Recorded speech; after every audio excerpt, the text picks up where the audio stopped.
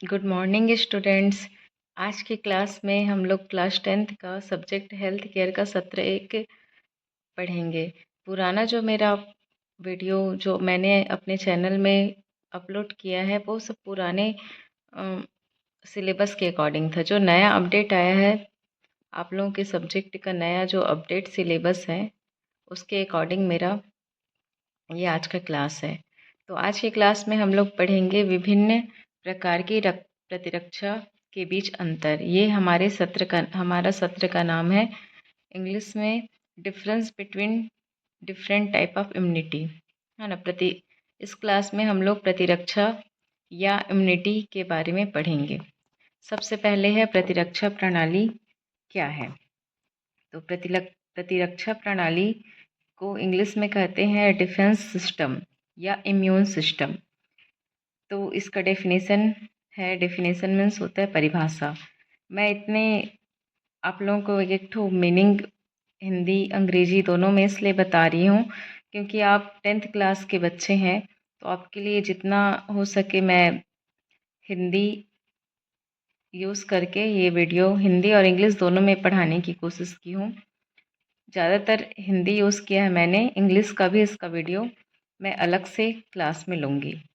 तो सबसे पहले हम लोग पढ़ते हैं डेफिनेशन, परिभाषा। प्रतिरक्षा प्रणाली होता क्या है ना। तो प्रतिरक्षा प्रणाली एक ऐसी प्रक्रिया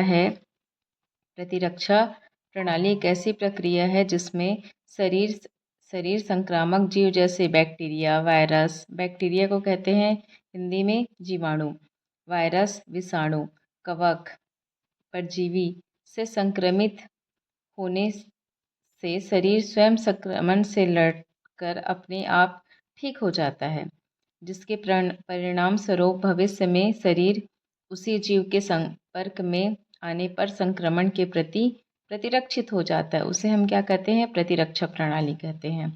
इसमें क्या है, जैसे हम किसी भी बैक्टीरिया, वायरस, कवक, परजीवी, है ना, चार प्रकार के हमारे जो वातावरण है उसमें अनेक प्रकार के संक्रामक जीव पाए जाते हैं ना, सूक्ष्म जीव, जिसमें सबसे ज़्यादा इम्पोर्टेंट क्या है, बैक्टीरिया है, वायरस है, कवक है, परजीवी है ना।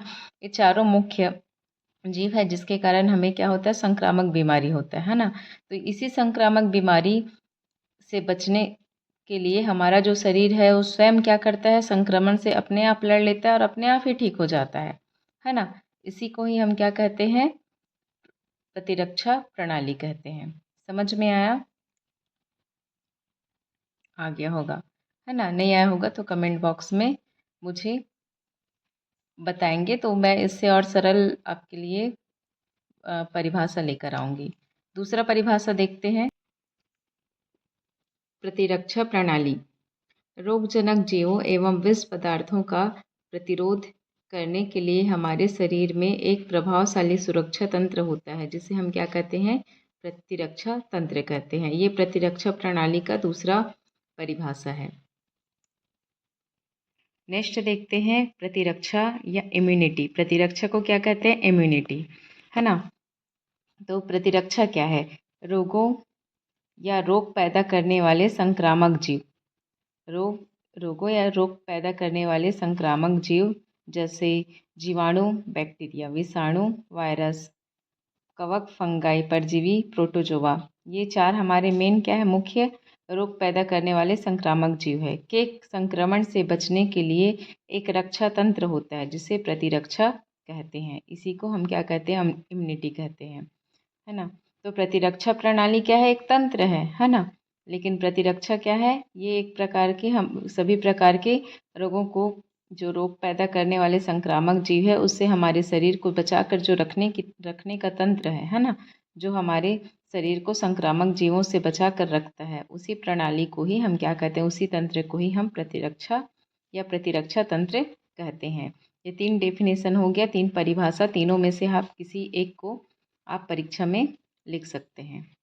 नेक्स्ट देखते हैं प्रतिरक्षा के प्रकार, टाइप्स ऑफ इम्यूनिटी। प्रतिरक्षा के प्रकार, प्रतिरक्षा 2 टाइप्स का होता है, ठीक है। प्रतिरक्षा कितने प्रकार के होते हैं, 2 प्रकार के होते हैं। पहला होता है सहज प्रतिरक्षा, दूसरा होता है उपार्जित प्रतिरक्षा। सहज सहज प्रतिरक्षा को हम जन्मजात प्रतिरक्षा भी कहते हैं। और दूसरा क्या है, उपार्जित प्रतिरक्षा या अनुकूल प्रतिरक्षा। जो सहज प्रतिरक्षा को जन्मजात प्रतिरक्षा भी कहते हैं। इसे इनैट, इंग्लिश में क्या कहते हैं, इनैट इम्यूनिटी। और उपार्जित प्रतिरक्षा जो अनुकूल प्रतिरक्षा होता है, इसे हम कहते हैं एक्वायर्ड इम्यूनिटी। ये प्रतिरक्षा दो प्रकार के होते हैं। तो पहला देखते हैं सहज प्रतिरक्षा। तो सहज प्रतिरक्षा किसे कहते हैं या जन्मजात प्रतिरक्षा किसे कहते हैं? सहज प्रतिरक्षा शरीर की अविशिष्ट अविशिष्ट प्रतिरक्षा क्षमता है जो जन्म के साथ से हम सभी के शरीर में उपस्थित होती है। यह प्रतिरक्षा बाह्य कारकों या रोगाणुओं को हमारे शरीर में प्रवेश करने के में विभिन्न स्तर पर प्रतिरोध उत्पन्न करती है। यह रक्षा प्रणाली की पहली पंक्ति है। जन्मजात प्रतिरक्षा क्या होता है? ये हमारे शरीर में पहले से क्या रहता है? उपस्थित रहता है। जन्मजात मतलब जन्म के समय, जन्म के साथ ही, जन्म के साथ ही हमारे शरीर में पहले से उपस्थित रहता है, जो हमारे शरीर को रोगाणुओं से बचाता है। ये रक्षा प्रणाली की पहली पंक्ति है। ठीक है, समझ में आया? इसका उदाहरण है, उदाहरण देखने से अच्छे से समझ आ जाए। जैसे त्वचा, पहला उदाहरण क्या है? त्वचा, स्किन। तो त्वचा जो है हमारे शरीर में किसी भी प्रकार के एक कवच का, बाहरी कवच का निर्माण करता है। जो त्वचा होता है वो शरीर का बाहरी जो कवच है उसका निर्माण क्या करता है? त्वचा, जिससे हमारे शरीर में किसी भी प्रकार के सूक्ष्मजीव इंटर नहीं कर पाता। दूसरा होता है म्यूकस। तीसरा आहार नाल की म्यूकस मेम्ब्रेन। हमारे शरीर में मुंह से लेकर गुदा द्वार तक मुंह से लेकर गुदा द्वार तक म्यूकस मेम्ब्रेन होता है, जो हमारे शरीर में जो हार नाल से लेकर गुदा द्वार तक किसी भी प्रकार के इन्फेक्शन, जो संक्रामक जीव है, उसको फैलने से, संक्रमण होने से बचाता है।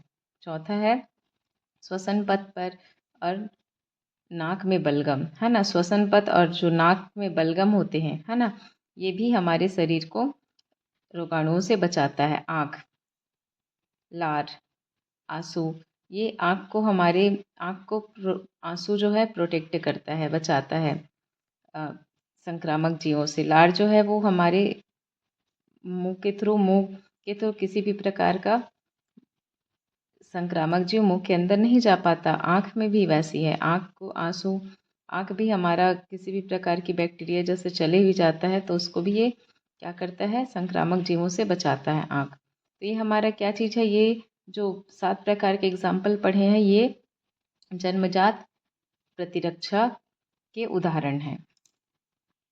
नेक्स्ट देखते हैं उपार्जित, सेकंड नंबर उपार्जित प्रतिरक्षा, एक्वायर्ड। इसे क्या कहते हैं? अनुकूल।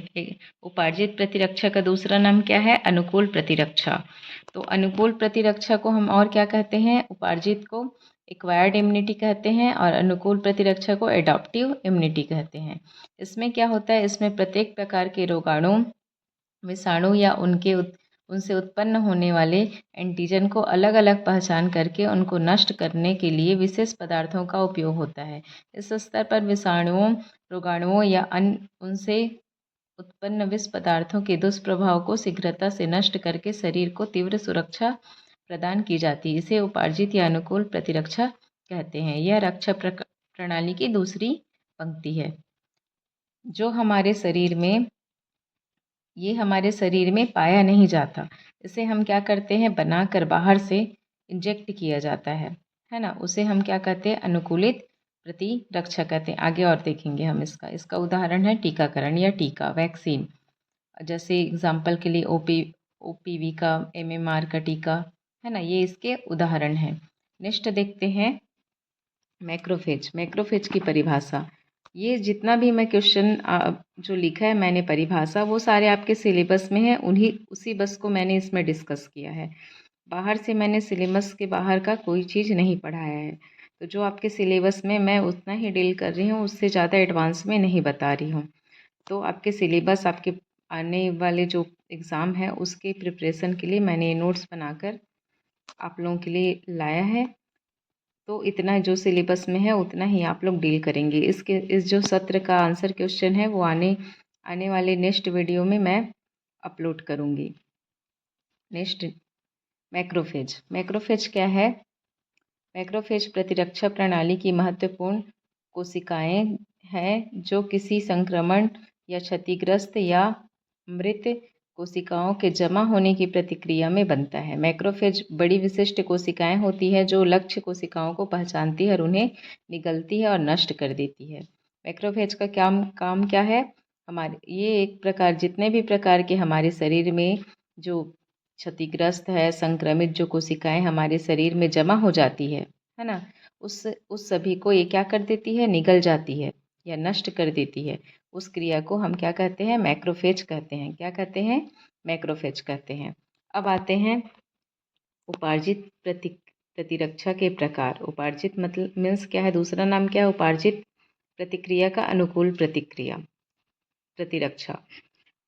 तो अनुकूल प्रतिरक्षा के प्रकार क्या है? फर्स्ट है निष्क्रिय प्रतिरक्षा और एक और है दूसरा सक्रिय। तो निष्क्रिय को फर्स्ट देखते हैं। निष्क्रिय प्रतिरक्षा को कहते हैं हम पेशी इम्यूनिटी। पेशी इम्यूनिटी क्या है? एक प्रकार की प्रतिरक्षा जो तब होती है जब किसी व्यक्ति को एंटीबॉडी दी जाती है बजाय इसके कि वह उन्हें अपने प्रतिरक्षा तंत्र के माध्यम से बनाए। जैसे एक बच्चे को माँ के दूध के माध्यम से एंटीबॉडी मिलती है और टिटनेस सीरम, ये दो इसके एग्जाम्पल्स हैं। निष्क्रिय प्रतिरक्षा मीन्स क्या है? माँ के पेट में जब बच्चा दूध के माध्यम से या प्लेसेंटा के माध्यम से एंटीबॉडी पाता है उसे हम क्या कहते हैं? निष्क्रिय प्रतिरक्षा कहते हैं। नेक्स्ट है सक्रिय प्रतिरक्षा। इसे इंग्लिश में कहते हैं एक्टिव इम्यूनिटी। सक्रिय प्रतिरक्षा क्या है? वह प्रतिरक्षा है जो शरीर एंटीबॉडी नामक विशेष अणु बनाकर किसी बीमारी या रोग जनक के प्रति प्राप्त करता है। एंटीबॉडी क्या होता है? प्रोटीन होते हैं जो शरीर में रोग जनकों को मारने में मदद करते हैं, जैसे पोलियो वैक्सीन, चेचक के प्रति प्रतिरक्षा, ये सब इसके उदाहरण। सक्रिय प्रतिरक्षा मीन्स क्या है? एक प्रकार से हम प्रोटीन का निर्माण करते हैं, वैक्सीन तैयार करते हैं और हम इसको बनाकर किसी शरीर में एंटीबॉडी के रूप में, मतलब उसके शरीर में इसको एंटर कराते हैं तो वो क्या करता है? सक्रिय प्रतिरक्षा कहलाता है। जैसे वैक्सीन, जैसे अभी करेंटली अभी का कोविड में जो वैक्सीन तैयार किया गया था वो सक्रिय प्रतिरक्षा एक्टिव इम्यूनिटी का एक उदाहरण है। नेक्स्ट देखते हैं, आपके सिलेबस में है विषाणु का परिभाषा। विषाणु क्या है? विषाणु को कहते हैं इंग्लिश में वायरस, है ना। तो विषाणु क्या है? सूक्ष्म जीव। विषाणु क्या होते हैं? सूक्ष्म जीव होते हैं जो मनुष्यों, पौधों या जानवरों जैसे मेजबानों को संक्रमित कर सकते हैं। वे एक सुरक्षात्मक आवरण कैप्सिड के अंदर आनुवांशिक जानकारी डीएनए, आरएनए को एक छोटा सा टुकड़ा होता है जो वायरस मेजबान के बिना प्रजनन कर सकते हैं। क्या कर सकते हैं? ये वायरस मेजबान के बिना ही प्रजनन कर सकते हैं। विषाणु समझ में आया? विषाणु क्या होता है? एक सूक्ष्म जीव होता है जो कहाँ पाया जाता है? मनुष्य में, पौधे में, जानवरों जैसे मेजबान है उसको संक्रमित कर सकते हैं। इसमें एक कैप्सिड होता है जो एक आवरण होता है, सुरक्षात्मक आवरण, जिसे हम क्या कहते हैं? कैप्सिड कहते हैं। उसी के अंदर डीएनए, आरएनए पाया जाता है जो क्या होता है? ये बिना मेजबान के प्रजनन नहीं कर सकता। विषाणु जो होता है वो, इसके लिए कोई ना कोई मेजबान की आवश्यकता होती है। नेक्स्ट है जीवाणु।